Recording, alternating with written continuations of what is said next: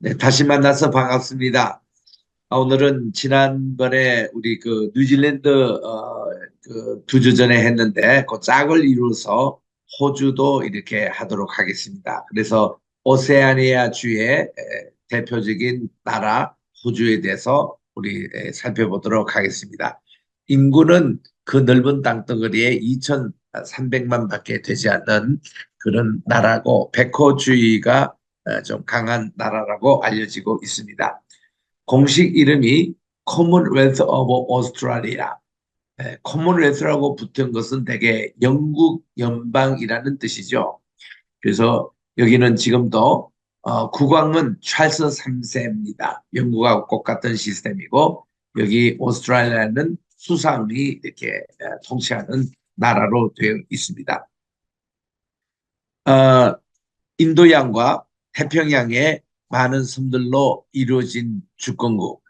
그래서 이 오세아니아는 이 섬으로서는 제일 넓은 나라고 세계에서도 여섯 번째로 면적이 많은 나라입니다. 북쪽에는 인도네시아, 동티모르, 파푸아뉴기니, 북동쪽에는 솔로몬 제국, 그리고 바누아, 또 뉴발카레도니, 남동쪽에는 뉴질랜드, 그리고 수도는 캔버라이고 주요 도시로서는 시드니, 멜번, 브리즈번, 퍼스, 골드코스트, 애들레이드에 있습니다. 우리 뉴질랜드와 호주 국가를 여러분 국기를 한번 비교해 보시기 바랍니다. 위가 뉴질랜드 국기예요. 별이 4개 있지 않습니까? 근데 그 별에는 빨간색으로 칠해져 있습니다. 이게 뉴질랜드 국기입니다. 그런데 이제 호주 그 국기는 똑같이 영연방 그 잭슨기가 있고 별이 여기서는 6개가 있습니다. 그리고 이거는 빨간색이 없는 하얀색입니다. 그것만 차이 나지 뉴질랜드와 호주 국기가 아주 흡사합니다. 그래서 우리 올림픽에서도 메달 순위 이렇게 정하고 또 국기가 올라가고 할 때 자칫 뉴질랜드와 호주 국기가 바뀔 수도 있고 또 착각할 수도 있는 그런 이제 국기입니다. 그래서 여기 뉴질랜드는 1860년부터 상선들이 달기 시작했던 것으로 1902년에 공식 국기가 됐다고 그럽니다. 호주 국기는 1901년에 공모전을 거쳐서 지정됐기 때문에 쉽게 이 두 국기가 지금 바뀔 그런 가능성은 적습니다. 자, 이게 전체 호주의 지도입니다. 세계에서 가장 넓은 큰 섬이죠. 원래 이 섬은 영국이 여기서 지배하기 전에는 원주민이 살고 있었습니다. 지금 또 원주민들이 상당한 수가 살고 있습니다.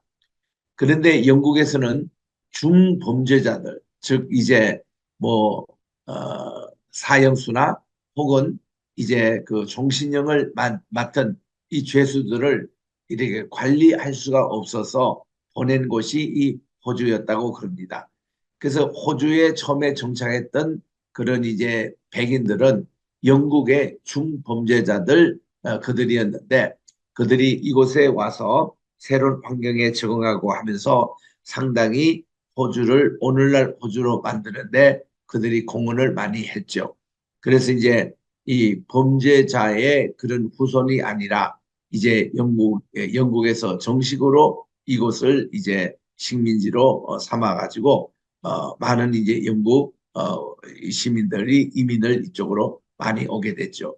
그래서 지금도 이 땅은 그렇게 넓은데 인구 숫자는 많지 않습니다. 2,300만 밖에 안 되니까 그 북한 인구보다도 적다고 할 수 있을까요? 이제 그런 곳입니다. 그래서 우리가 흔히 얘기하는 시드니 하면은 어딘지 한번 보시기 바랍니다.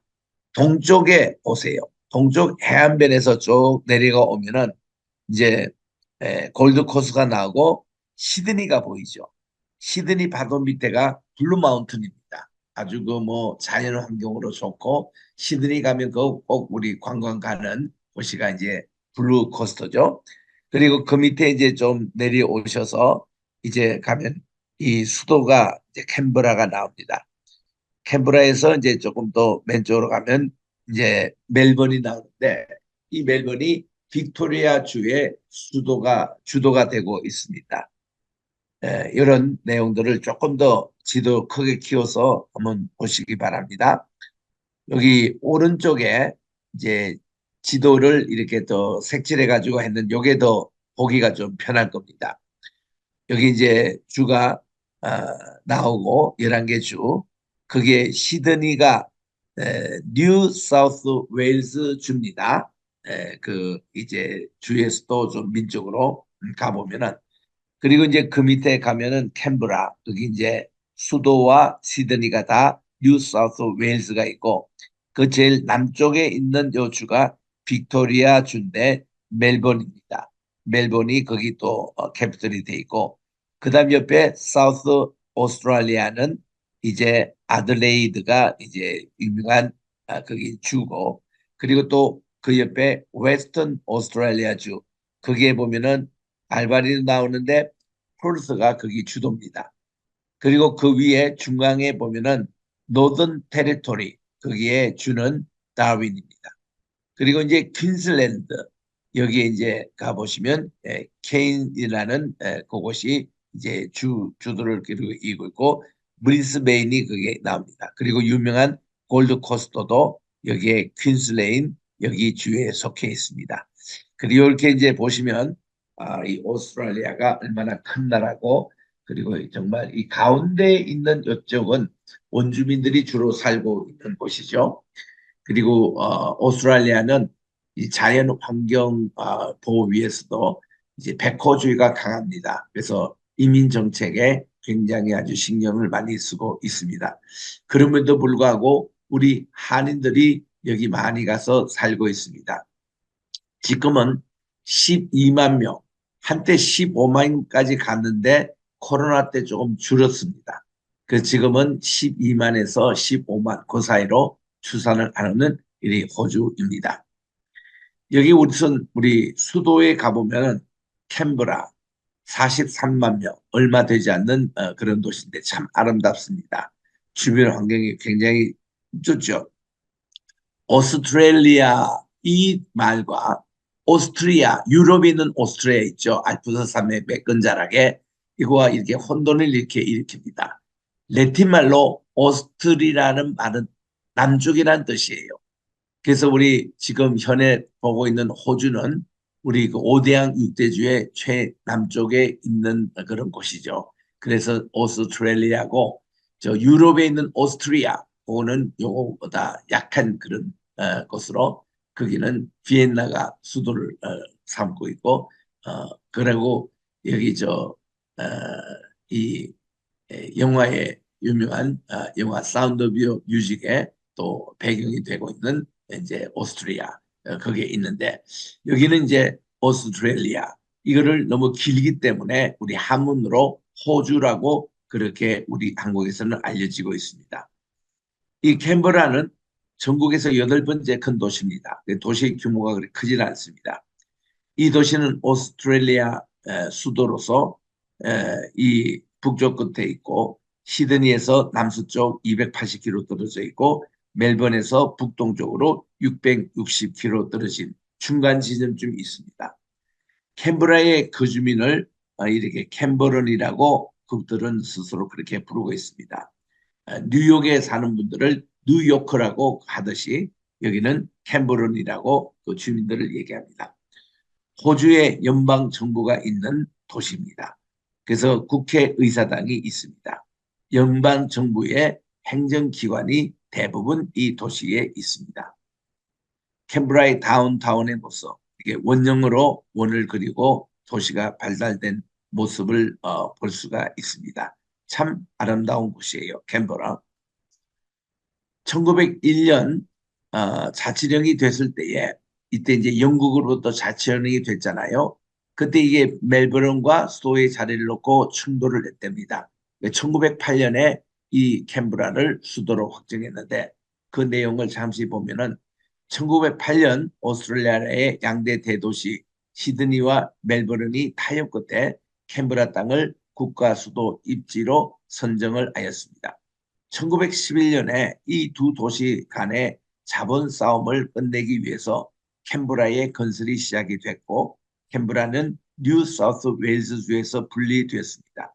그 멜버른과 또 시드니 사이에 직선을 뺀 거의 중간 지점에 있기 때문에 이 땅에 캔버라가 건설이 될 수 있었답니다. 브라질에도 보면은 브라질의 가장 큰 것이 상파울인데 이 상파울이 수도가 아니고 브라질의 지리적으로 중심 지역에 위치한 브리질리아유 거기가 지금 수도잖아요. 이것이 계획도시입니다. 우리 세종시처럼 우리나라의 계획도시로 이렇게 유명하듯이 바로 여기 캔버라도 그렇게 되어 있습니다. 캔버라의 설계는 전원도시 운동에 크게 영향을 받았고 도시 내의 넓은 자연 초지를 받아들여 캔버라는 숲이 우거진 수도라는 그런 별명을 얻었습니다. 부시 캐피털이라고. 1915년 저비스 베이 준주는 이 연방 수도의 바다의 밖으로 연방 정부가 이양이 됐습니다. 1927년 임시 수도 멜버른에서 캔버라로 전도하여 1929년에 처음으로 캔버라 국회가 열립니다. 1960년대는 일단 캔버라는 완성이 됩니다. 그래서 미국인 건축가 월트 벌리 그리핀에 의해서 설계된 인공도시이고 그의 이름이 붙여진 호수가 그리핀 호수가 있습니다. 세계 1, 2차 대전과 대공황으로 캔버라의 발전이 지체되기도 했지만 2차 대전 이후 아주 급증가하는 번영하는 도시로 부상을 하게 됐습니다. 그래서 여기에 중앙정부청이 있고 도시가 이렇게 원을 이렇게 그릇이 이렇게 발달하고 있죠. 이런 모습이 중국에 가면은 중국의 수도가 이렇게 되어 있습니다. 중국의 북경이 1원, 2원, 3원, 4원, 5원으로 이렇게 도시가 발달되어 있는데 그 5원 그 지역에 우리 조선족들이 많이 삽니다. 한인촌도 형성이 되어 있습니다. 또 저기 그 볼리비아 가면은 산타크루스에도 이렇게 1원, 2원, 3원, 4원 이런 형식으로 도시가 발달된 모습을 봅니다. 상해도 그렇죠. 그래서 이 호주의 중앙층에 있는 이 캔버라가 그렇게 계획 도시로 이렇게 되어 있습니다. 여러 가지 시내들의 모습, 이렇게 참 아름다운 그런 모습들을 우리가 보고 있고 호수를 주변한 중앙정부 청사도 아름답게 보입니다. 여기 딕슨 아파트가 굉장히 선전도 많이 하는데 가장 유명하고 비싼 아파트 가운데 하나라고 그럽니다. 야경 모습도 볼 수가 있습니다. 그 다음 우리 시드니로 갑니다. 우리 역시 호주 하면은 시드니 아닙니까? 최고의 인구가 살고 있는 이 시드니입니다. 그리고 세계 3대 위양에 속해 있습니다. 우리 첫째로 이태리에 가보면 나폴리, 그리고 두 번째로 캐나다에 가보면은 밴쿠버, 그리고 3대가 여기에 호주에 있는 바로 이 시드니라고 알려지고 있습니다. 이 시드니는 뉴 사우스 웨일즈주의 주도이자 호주에서 가장 경제적이고 산업이 발달된 곳입니다. 시티의 경우 여러 국가의 대도시처럼 바쁘고 복잡한 그런 도시의 형태를 가지고 있습니다. 그리고 이 지역은 관광지가 또 많이 있습니다. 유학을 와도 좋은 대학과 가격별 맞는 연수관이 많습니다. 그래서 한국인에게 이 시드니가 인기입니다. 안전합니다. 밤 12시, 새벽 2시에 나가도 그렇게 치안이 잘 돼 있어요. 또 많은 분들이 다닙니다. 안전합니다. 총평으로 볼 때는 대도시적인 분위기를 꿈꾸는 분들에게 대해서는 정말 이 시드니에 와서 이렇게 살기를 원하고 40년, 50년 전에 한국에 그때 호주에 그 유학 바람이 많이 불었잖아요. 그때 이제 유학도 가시고 이민 가시는 분파가 약 50년 전에 그렇게 있지 않습니까? 그때 주로 시드니로 많이 갔습니다. 그래서 시드니에 가장 오래된 한인교회고 가장 오래된 한인촌이 거기에 있는 이유가 있습니다. 시드니 시내의 모습입니다. 거기서 이제 한 시간쯤 이제 내려가면 블루 마운틴이 있잖아요.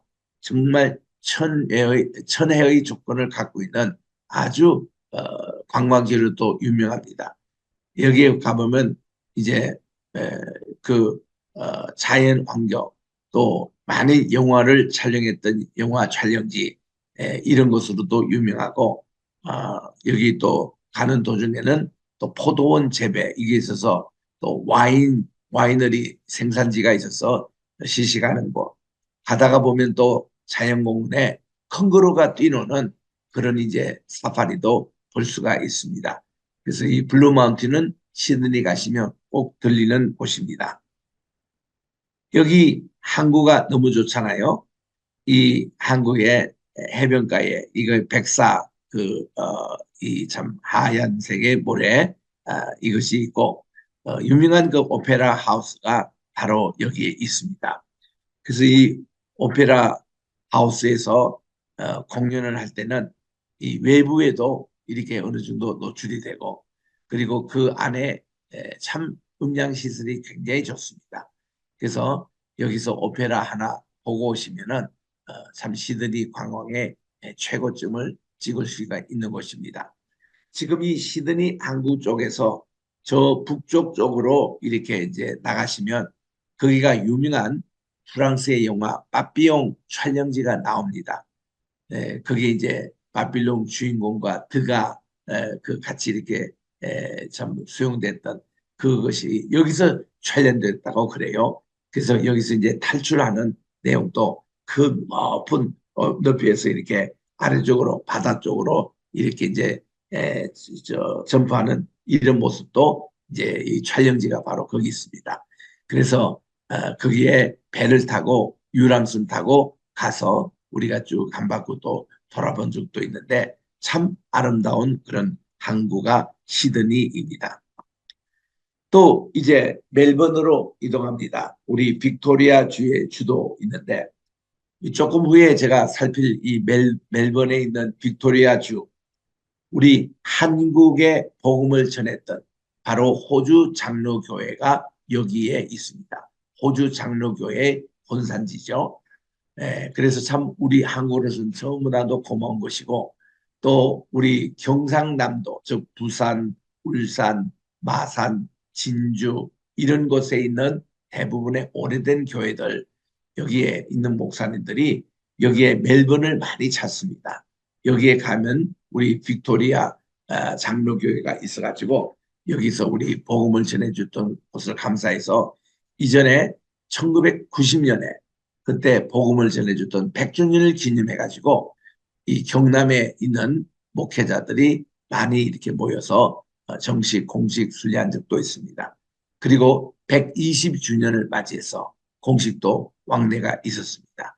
그래서 이 조금 이따 요거는 자세하게 멜번에 대해서 살펴보겠습니다만은 좌우지간 이 멜번도 정말 굉장히 그 예술이라든지 문화라든지 이것이 많이 발달된 곳으로 상당히 그 관광적으로도 유명하지만은 호주의 동유럽이라고 할 정도로 이런 문화가 아주 풍부한 곳입니다. 그리고 이 날씨의 변화는 조금 심한 편인데 여행적으로도 너무 좋고 안전도 너무나도 안정되어 있습니다. 그래서 여행사에서 총평하기를 변덕스러운 날씨는 제외하고는 추천하고 유화 여행으로 추천하고 싶다고 하는 곳이 바로 멜번입니다.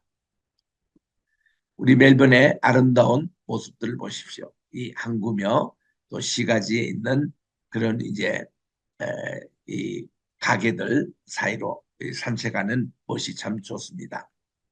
멜번입니다.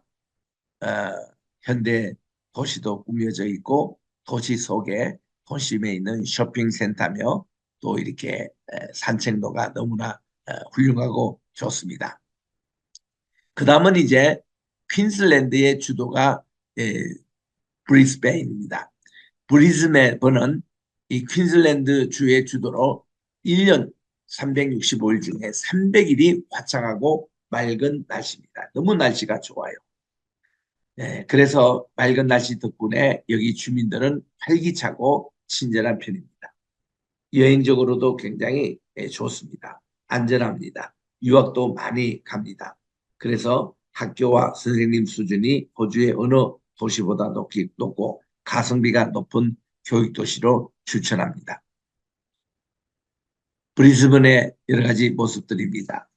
여기에 있는 것은 인공호수예요. 이거 인공으로 만든 호수인데 여기에 풀장이 있습니다. 그래서 사시사철 여기에 그 여행을 수영을 즐기고 쉬는 장소입니다.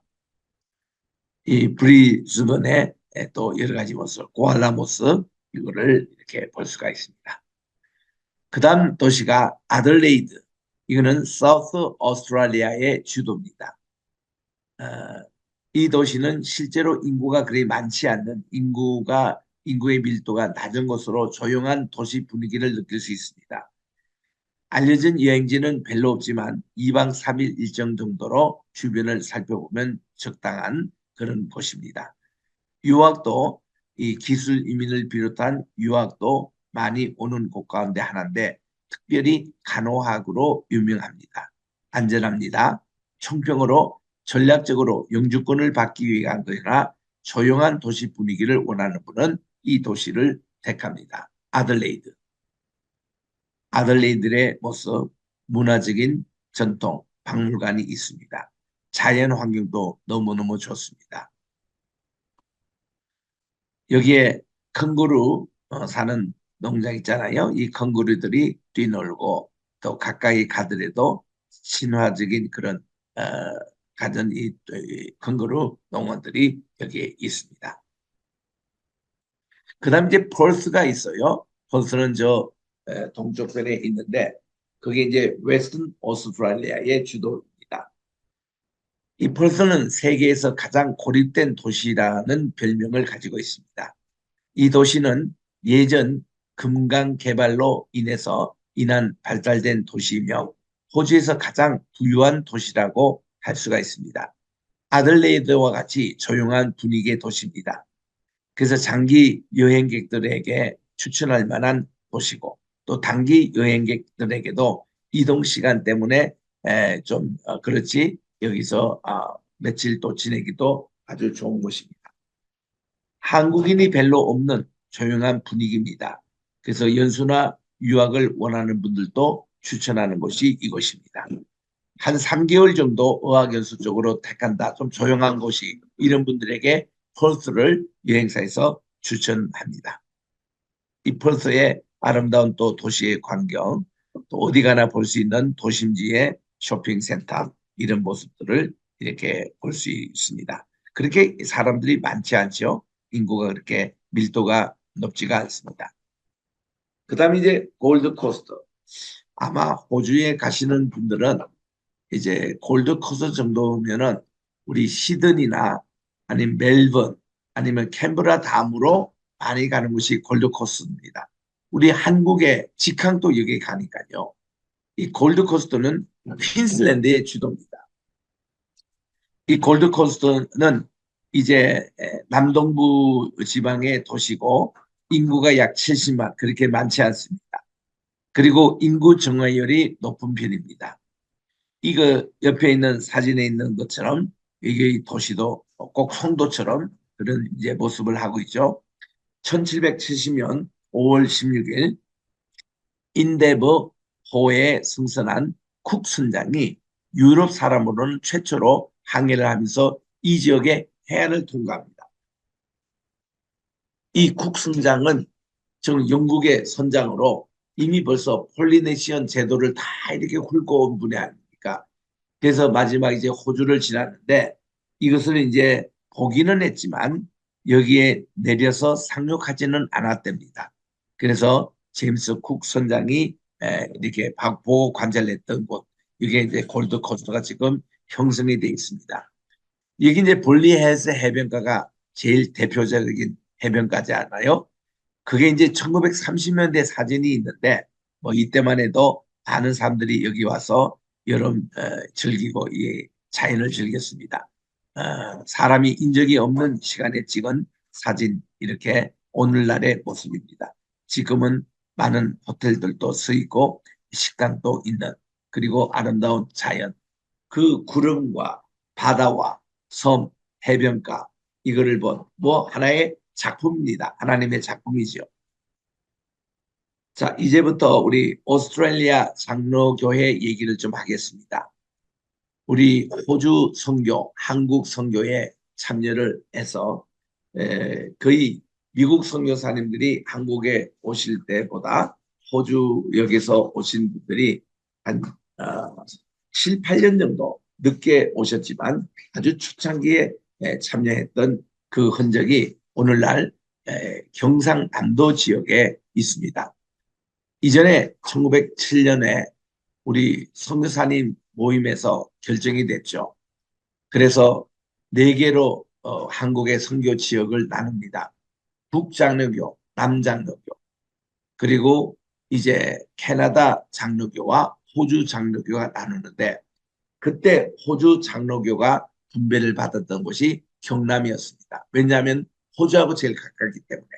그래서 이제 경남 여기가 호주 장로교 지역이기 때문에 주로 이분들이 여기에 이제 선교를 하셨습니다. 호주에서도 아까 우리 살핀 대로 빅토리아 주에 있는 멜번이 주도입니다만은 이 멜버른에 이제 호주 장로 교회가 있습니다. 이게 그 전체 그 호주는 이게 이제 영국이기 때문에 이게 성공회가 압도적으로 많습니다.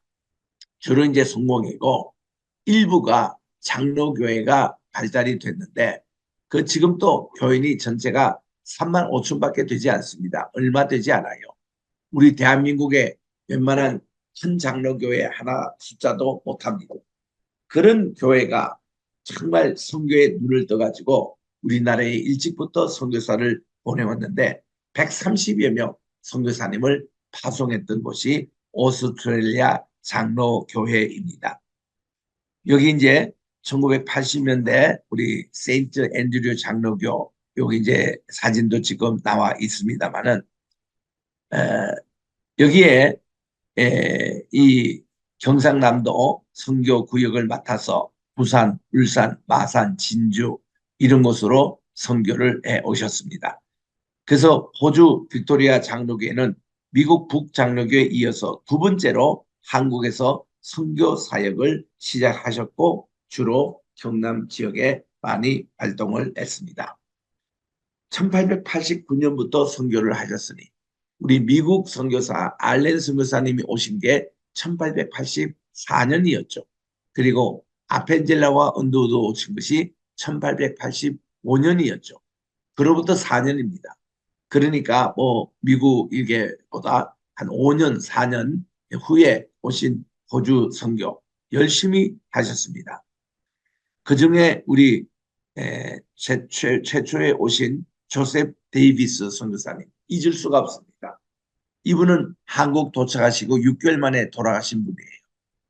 그리고 서울에서 부산까지 그 300리를 걸어서 가신 분입니다.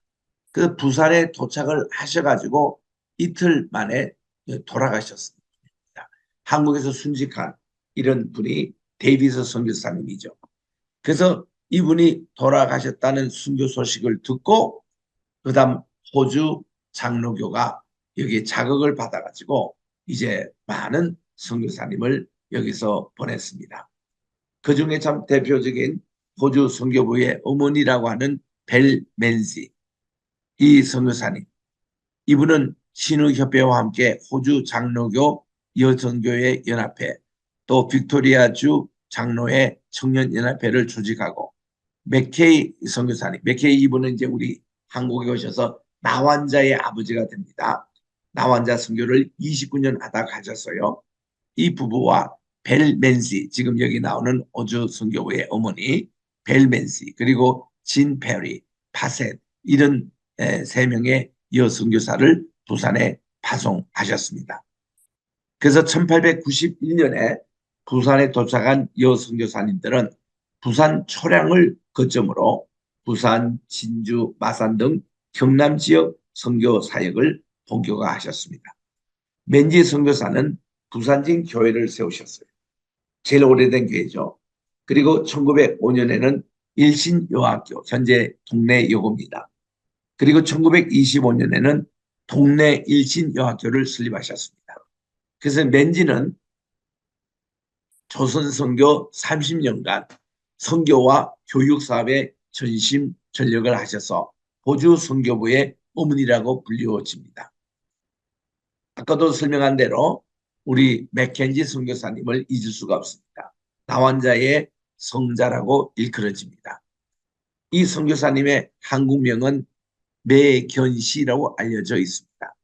1910년 2월 21일 호주 장로교에서 조선에 파견이 돼가지고 부산 초란교회의 임시 당회장으로 예배와 행정을 지도하셨습니다.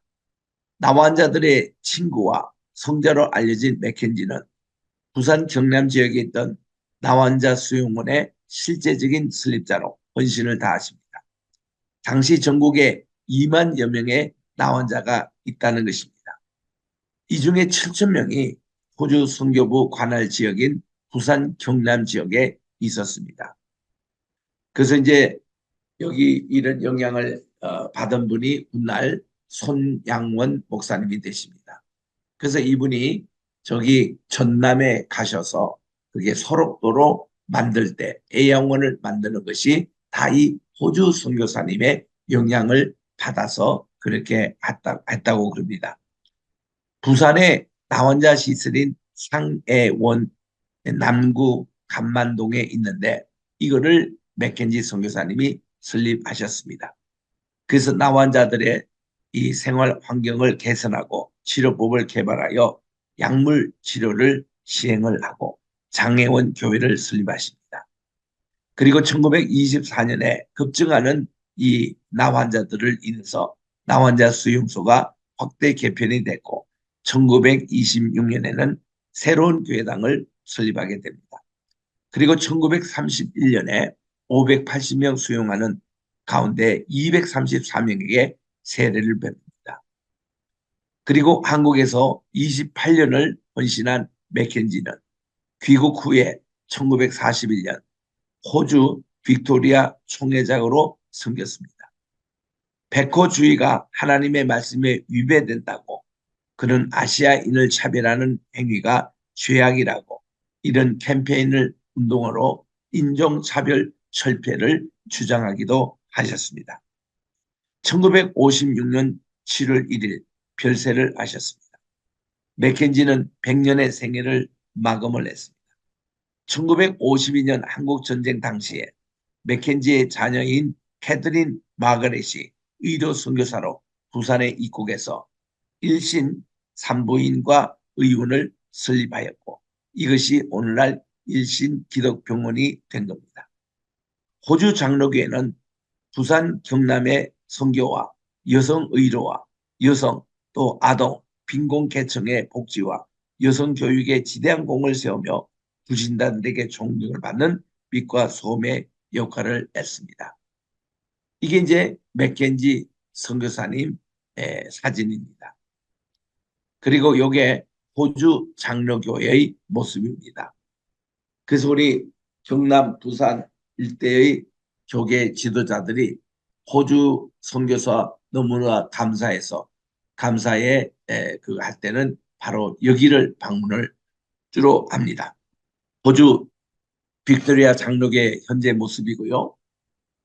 이것이 한국에 한참 선교사를 보내줄 때에 그때 그 선교사님들의 모임입니다. 참 이 교단 또 이 장로 여기서 130여 명의 선교사를 우리 경남에 보내줬다는 거 너무나도 감사하지요. 이게 해리 데이비스 선교사님 여기에 대한 내용을 이렇게 소개를 하는데 1889년 최초로 오신 분이죠. 처음에 이분이 오셔가지고 부산을 거쳐서 서울에 가셨습니다. 언두를 만납니다. 언두드가 이 데이비스 선교사를 만난 이후에 한국에 그동안 파송돼서 온 선교사님 가운데서 가장 지적이고 가장 준비가 된 선교사라고 칭찬했던 분입니다. 근데 이분이 걸어서 서울에서 부산까지 오는데 1890년 4월 4일 날 부산에 도착하세요. 그리고 그 다음날 돌아가십니다.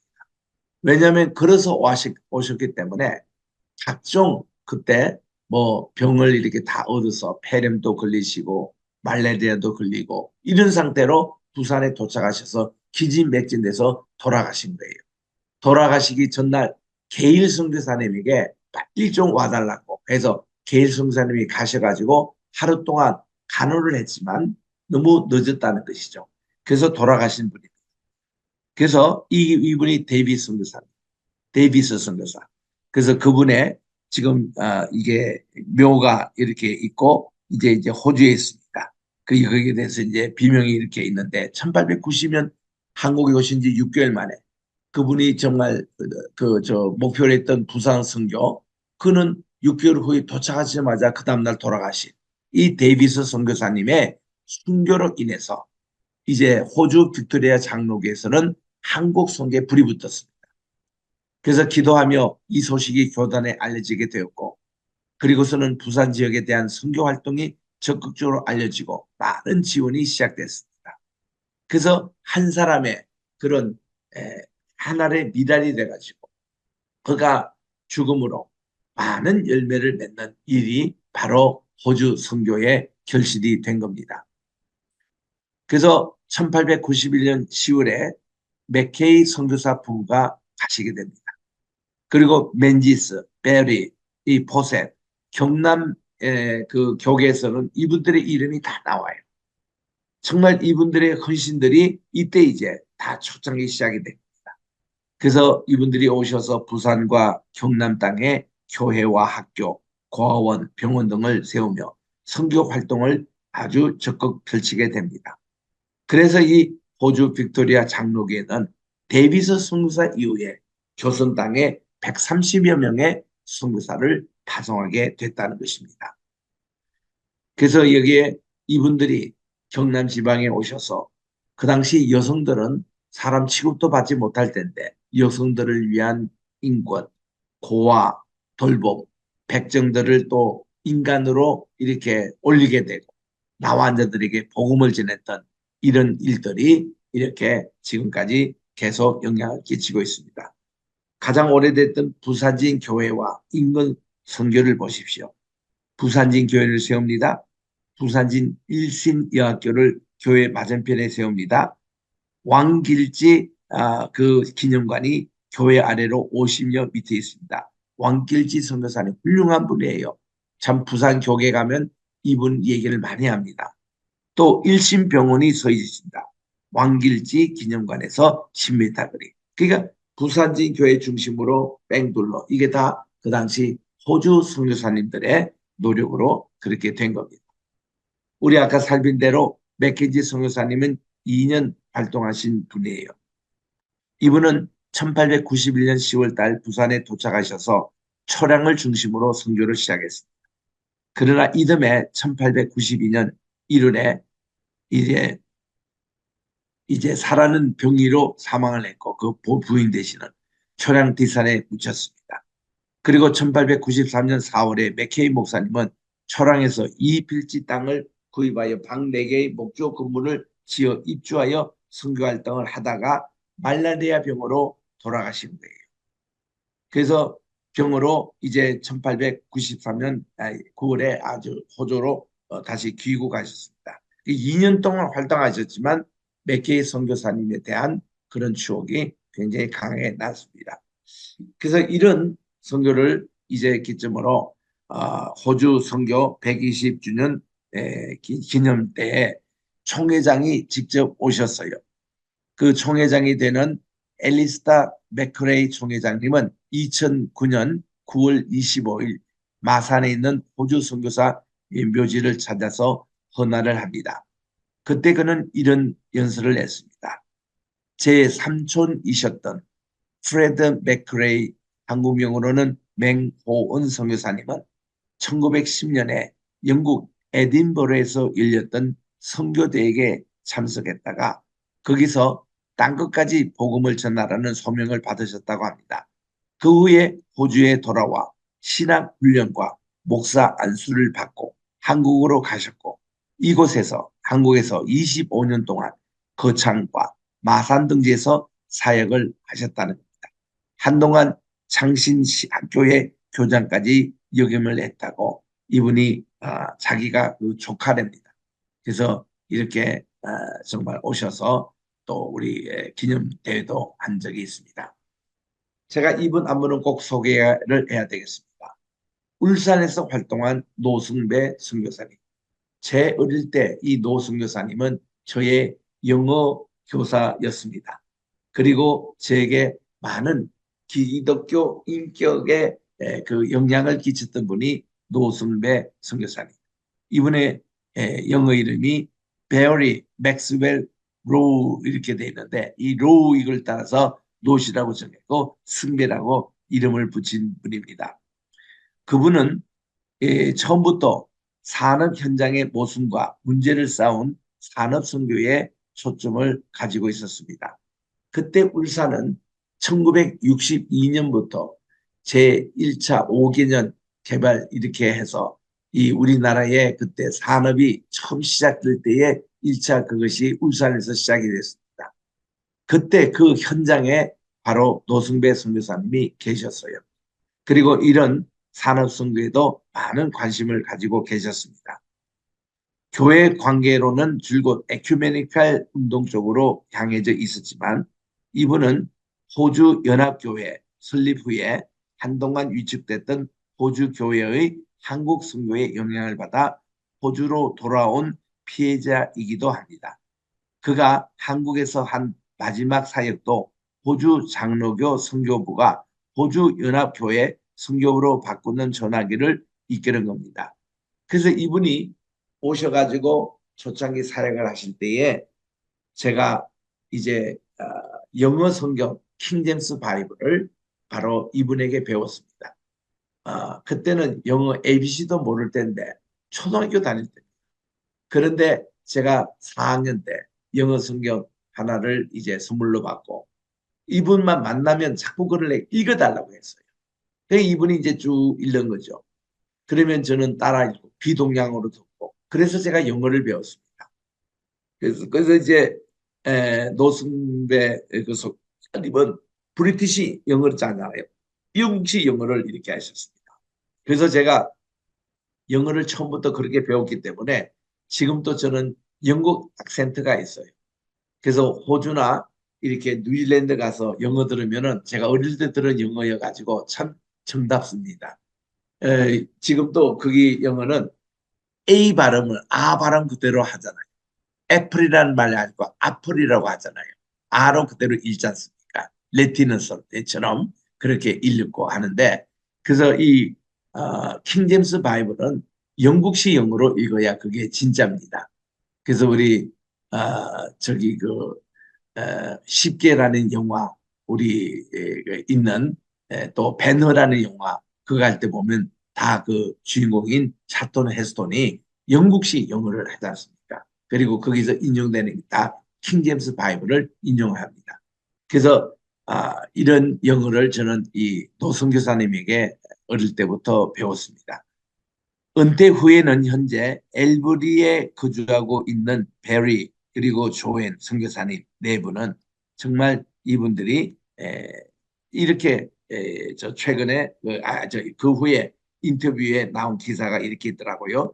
저는 코나 장로교를 섬기던 장로 가정에서 세 형제 중 첫째로 1935년 12월에 태어났는데 코고나와 질롱 칼리지에서 공부를 했고 가족이 모두 멜번으로 이사가기 전까지 교회는 빠지지 않고 다녔고 정유 공장에서 잠시 일하다가 오몬드 신학교에서 공부한 뒤 1963년도에 목사 안수 받고 곧장 한국에 오신 분입니다.